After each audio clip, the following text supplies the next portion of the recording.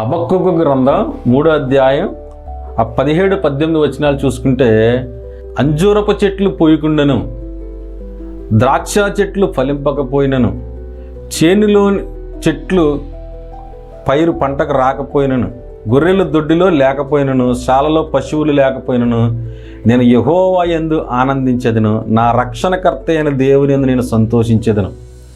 ఇక్కడ చూడండి, హబక్కూకు భక్తుడు అంటున్నాడు, ఏది లేకపోయినా పర్వాలేదు, ఏది లేకపోయినా నాకు పర్వాలేదు, కానీ నా రక్షణకర్త యెహోవా యందు నేను ఆనందించేదను, నా రక్షణకర్త అయిన దేవుని యందు సంతోషించేది.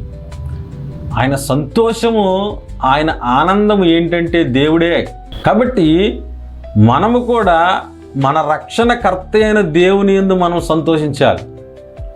మన రక్షణ కొరకు దేవుడు ఈ భూలోకానికి వచ్చి సిలువలో మరణించి సమాధి చేయబడి 3వ దినాన తిరిగి లేచాడు. అంటే ఎంతో శ్రమపడ్డాడు ఆయన మన రక్షణ కొరకు. అలాగ రక్షణ అనేది మనకే వచ్చింది. కాబట్టి ఈ భూలోక ఆశీర్వాదాలు ఉన్నా లేకపోయినా, డబ్బు ఉన్నా లేకపోయినా, ఆరోగ్యం ఉన్నా లేకపోయినా, ఏమి ఉన్నా ఏమి లేకపోయినా, రక్షణ అనేది మనకే ఆశీర్వాదం. ఇక్కడ అదే అంటున్నాడు, నా రక్షణకర్త అయిన దేవుని నేను సంతోషించదు. మనము కూడా ఏమి ఉన్నా ఏమి లేకపోయినా రక్షణకర్త అయిన యేసయ్యను బట్టి మనం సంతోషిద్దాం, ఆనందిద్దాం.